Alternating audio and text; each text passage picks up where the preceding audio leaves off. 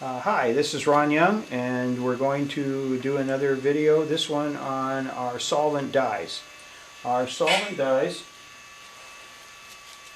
we have 10 colors, and 9 of those colors are transparent, and the 10th one is opaque, which is a white, and so it makes each of these colors, let's say red, into a pastel. So if you want to do pastels, you can use the white to kind of change the color. Again, they are transparent. They will work on basically anything. They work wonderful on wood. We have a lot of people that use them on wood. They'll work on clay. They'll work on either metal. That means bronze, brass, or copper, iron, steel, aluminum. They work on all surfaces basically. Work on clay, work on wood, work on concrete, pretty much work on everything. They have inhibitors in them, and they also have a binder. They are light stable. That means you can put them outside and they won't fade. We're going to use them on steel today. They also have a rust inhibitor in there, so you can put them on steel and the steel won't rust. The first one I'm going to do orange, brown, and yellow, and that's going to be on this one here. And you can do it different ways. You can spray them, or you can sponge them, or you can brush them. This one has Black Magic on as a base. This is actually cast iron. This is a gray iron. And then I took the Black Magic, put it on, and pulled it off so you can see that you've got shininess going on in some areas and darks in another area. I'm going to use a sponge on this particular one here. This is our solvent for our solvent dyes. It has all the inhibitors and binder of our dyes. Therefore, if you want to thin it out, you should thin it out with our solvent. If you're going to clean your brush or your air gun, or if you're going to clean a sponge or anything like that, alcohol works just fine. Or if you wanted to pull some of the dye off the surface of your piece, whatever it happens to be, steel or bronze or wood, whatever it is, you can use just alcohol. So now I'm going to put on a little bit of dye on this.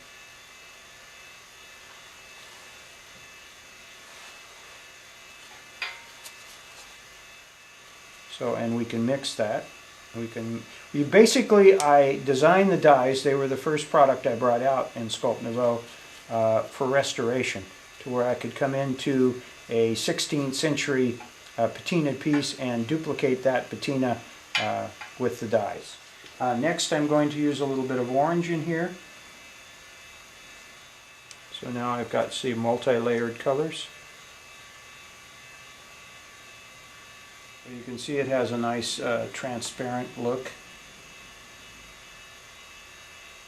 And then later on we'll seal it.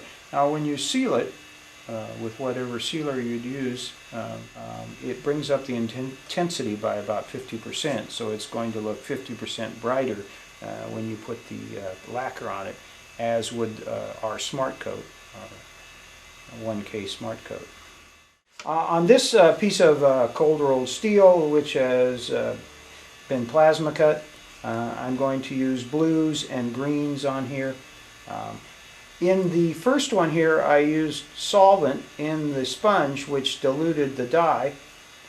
In this one, I'm not using any solvent in the sponge, so you'll notice that the colors are going to be more vivid. And we'll use different colors again. Again, all of this works on bronze, on steel, on clay, on wood.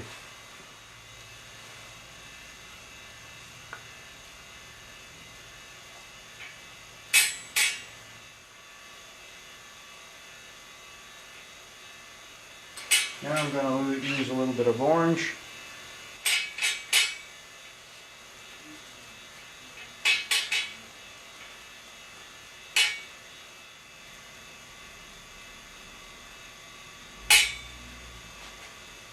So you can create, this also works very nice on glass, so you could put it on glass if you wanted.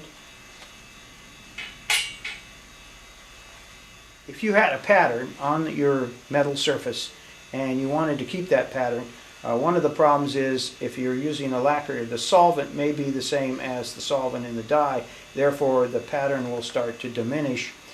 So if you want to keep the pattern, This is a lacquer. It's called Deft. It's you can buy it at Home Depot, and it's not. It has a different solvent than what you normally would use. So if you wanted to keep your pattern, then you would spray this on next, and then you could put more dye over the top and change the patterns or create different types of patterns, and this pattern will stay. So that's what's nice about Deft here.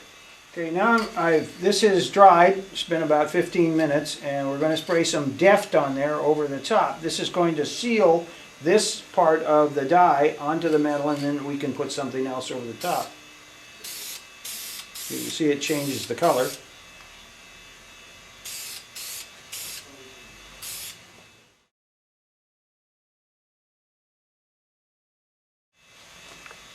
A little bit of orange on there in areas.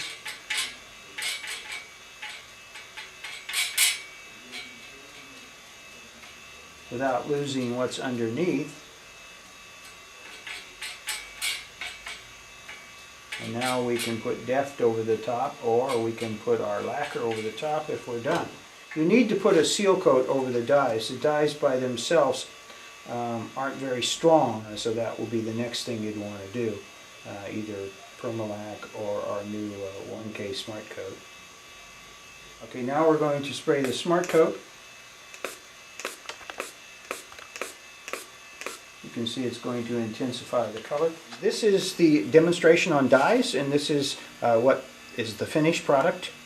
And if you remember, this was a fairly polished surface on the top of this piece of cast iron, and then I put Black Magic on it, rubbed it off so you have darks and lights. Recesses have darks, top have lights, and then I put on orange dye and yellow dye, and let it dry about an hour, and then I put on our new 1K Smart Coat, 2 coats of it. On the fish, this is cold rolled steel. It's been plasma cut, and I used a 40 grit sandpaper on an orbital sander, and what that does is it gives you somewhat of a gritty surface, which means light bounces, diffuses at different places, goes off at different places, so it's not as shiny as it might have been if I had used, say, a 300 or 200 wet and dry sandpaper, or went up to 120 grit on an orbital sander. So the surface determines a lot about the look, the illumination of the colors, but it still came out quite nice. And then I put Permalac, that's a lacquer, our lacquer over the top. And this should hold up very well outdoors. Our Permalac and our Smart Coat both are made to go outdoors, and you always want to put at least 2 coats on an object